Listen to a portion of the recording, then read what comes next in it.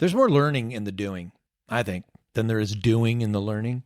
For an adult with ADHD, especially, we need to talk. Can you please just come on in and we'll talk about it? Close the door.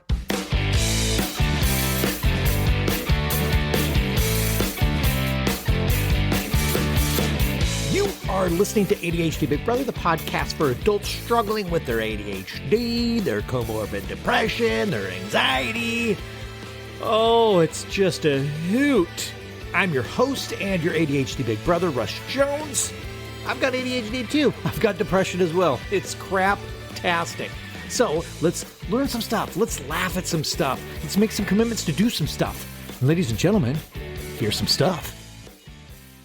Welcome to the podcast. Super glad you're here. Hi, how you doing? I'm just going to mix it all together today. Mental health report mixed with ADHD Big Brother, mixed with ADHD stuff. Let's go. Let's just put it all in the cauldron and swirl it around. So the mental health report, why we do that? Great question.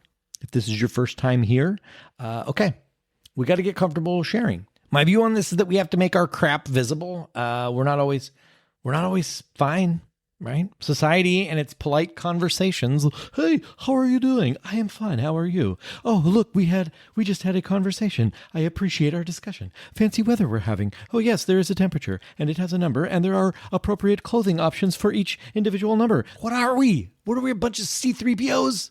Or we can just be real. I don't know. I mean, I'll show you my turd sandwich. You don't have to eat it. But if you're asking what I'm metaphorically having for lunch today as it relates to my mood state, I'm eating a turd sandwich. So that's the mental health report. It's on my end, it's just me putting in the reps, sharing what's going on in my skull spaghetti, whether I like it or not. We're normalizing it. Yay. So that's me. I sank. I really did. This week was tough. I got sunkerized, if that's the word. The dark void got me. It sunk its teeth in. Today, I'm currently feeling better. Although that fatigue deal, where you're like, I always want to be sleeping. Oh, God. That's present still. But mood state's a little bit boosted. So I don't really know what caused my particular low mood. Probably kicked off financially. Looking at finances is always a big pain in the ass. Emily's been in Japan, so I was missing her. She's back now, though, and already my mood state is it's automatically lifting just because she's back. Kids have been great. Time with them has been great. I think I maybe had too many Uggs in a row. Like an Ugg for finances one day, we're like, ugh, I got to deal with that. Or like an Ugg for dishes one day where you walk in the kitchen, I'm like, ugh, I got to deal with that. Ugg for my ears being clogged, Ugg for laundry, and Ugg for doing marketing work for ADHD Big Brother. Bunch of Uggs, all like colliding into a dramatic melancholy. Like, is this life a series of Uggs all the time? And I can start to tell now when I'm sinking. There's telltale signs. What happens to me is things start slipping.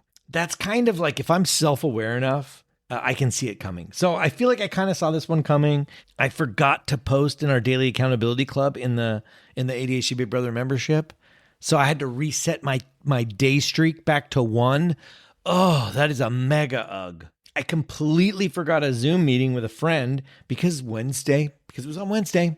Wednesday is my day off. That's the day that I take because I work every other day.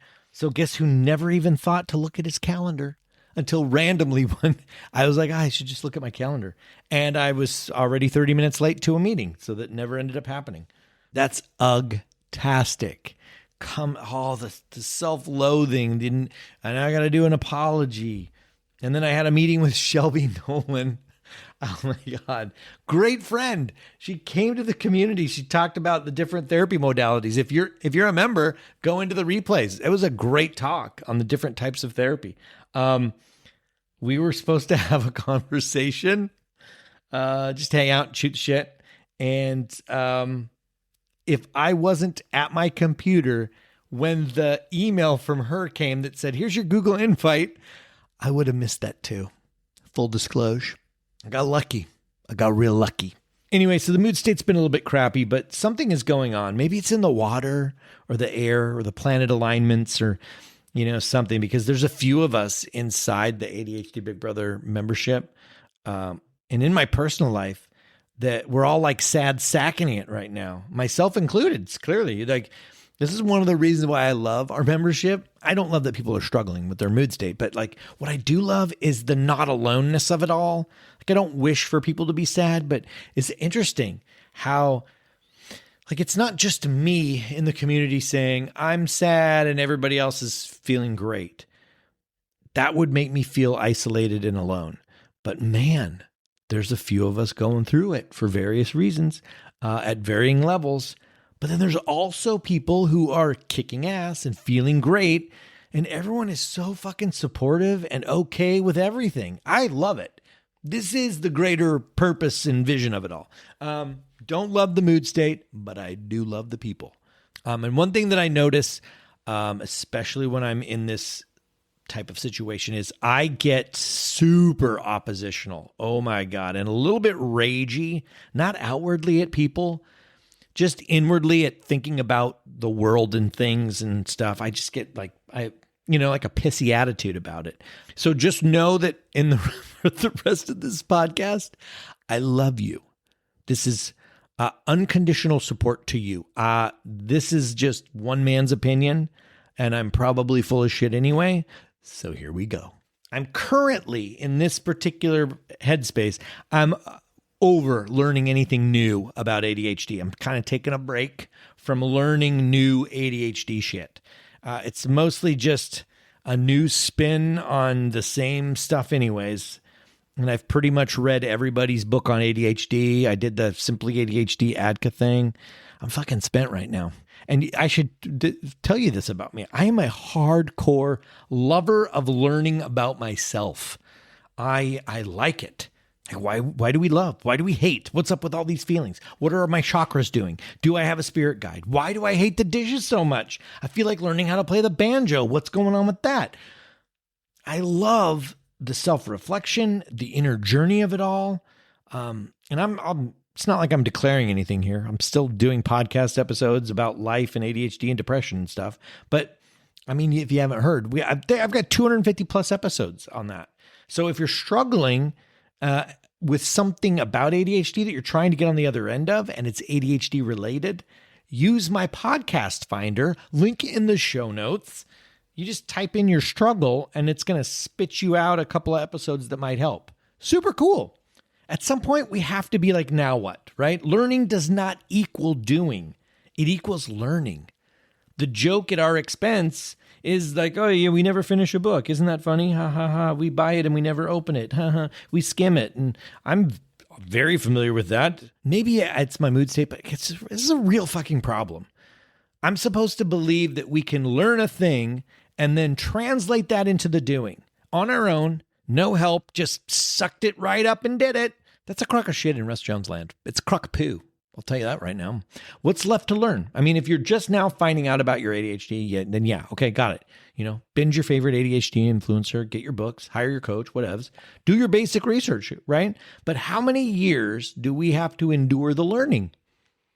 At what point do we say, okay, this is ADHD. I can tell you all the reasons why I can't do stuff. I'd really like to do is my fucking laundry. I want to move beyond telling people why I can't do a thing, and I'd like to be able to say, I actually did it. I'd like my word to mean something to myself, and I'd like to be able to honor that word. And how do I do that? Well, learning does not produce doing. It's learning. It's like an idle absorption of information. This isn't the Matrix. We don't live in a world where you just upload the information, stick a needle in the back of your head, and now you can fucking know karate. You actually have to go to the dojo to practice karate. FYI. You have to suck at karate first. You can't just be like, hey, I read a book on karate and I was like, yeah, this author knows me. This author gets me. I love everything they said about karate and I think I'm going to buy a black belt now because I had karate epiphanies and now I'm a master. And then, you know what happens? And then you just show up day one at the dojo and everyone's breaking boards and you get up there and you try to punch a board and now you have bloody knuckles. Because you didn't practice the technique. You just read a book about it. I don't know I think that analogy works. It's fun for me to think about too. So I say that's a win. That's a good analogy. So that's the road to karate failure. And then normally we would just give it all up and say, I think maybe I'm a jujitsu person. I'm going to read a book about jujitsu now. But if you flip this, I absolutely believe that doing produces learning. Doing produces motivation. Doing offers the reward of a job well done, and it provides the insights that we need that ultimately lead to the formation of our glorious systems. And so this is when we have like a bajillion reasons why I'd love to be able to do it, but I can't. I need to build a system. I need to create a routine. I need to make a habit. I need to read the latest research, get a glimmer of maybe a new way to identify with myself. Perhaps there's a subtype of ADHD, predominantly inattentive, that the latest research will show. And then I'll have one more thing that I can tell people about why I can't do the laundry. This is everything that I am.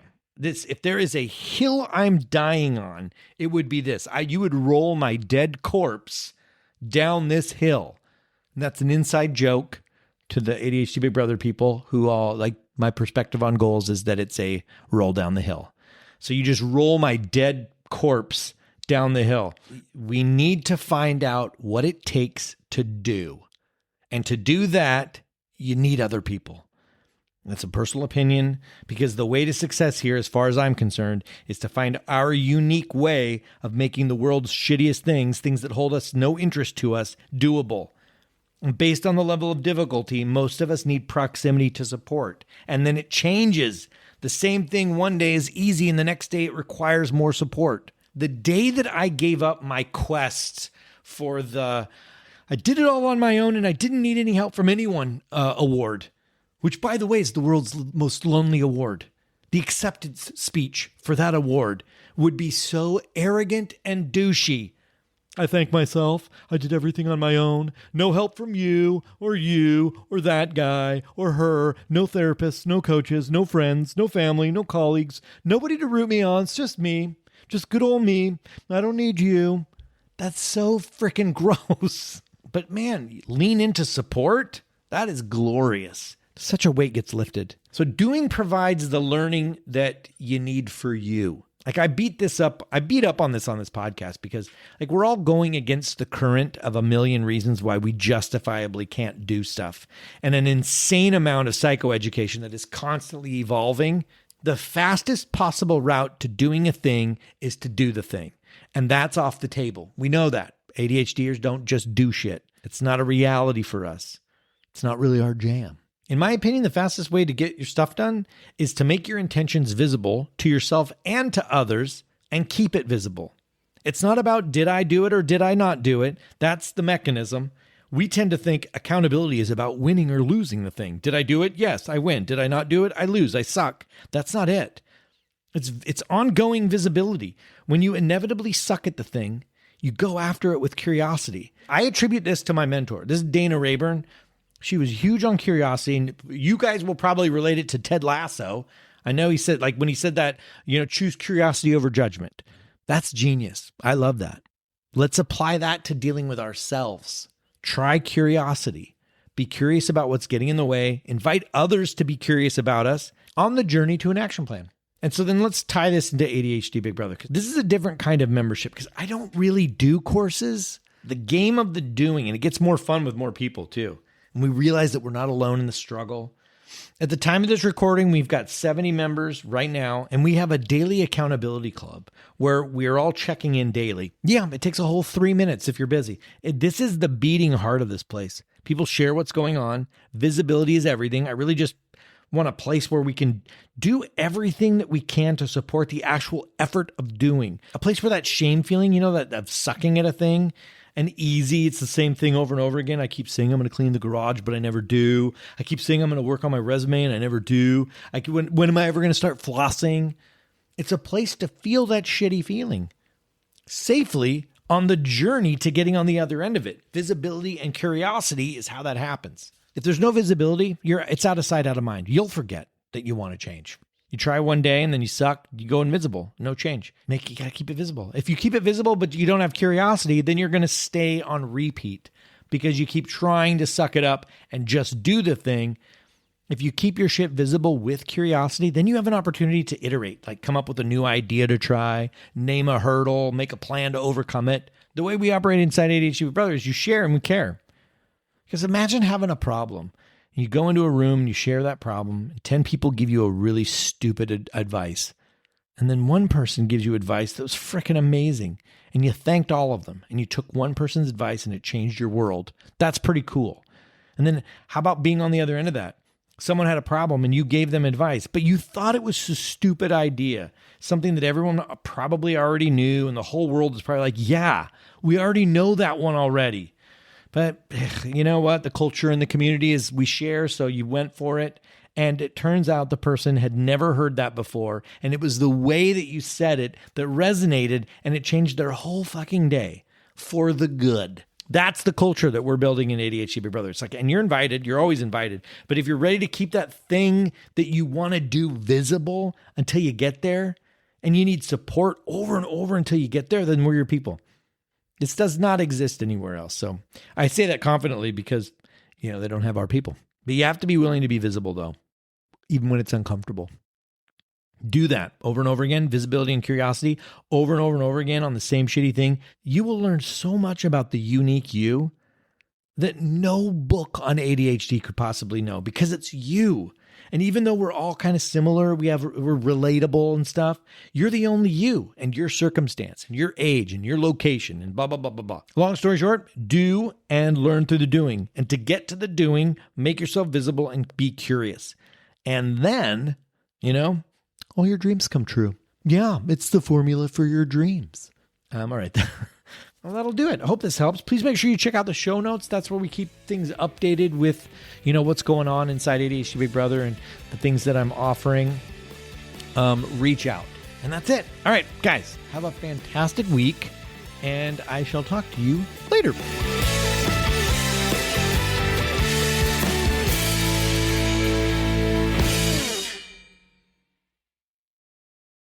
Real quick before you go, so we got 250 plus episodes here. Finding the right one that fits with what you're dealing with today, right now, that's not going to be very easy. So I built an episode finder. You type in your struggle and it'll point you to a couple of episodes. It's free. There's no email. There's nothing to sign up for. Link is in the show notes. Give it a thwack. Let me know what you think.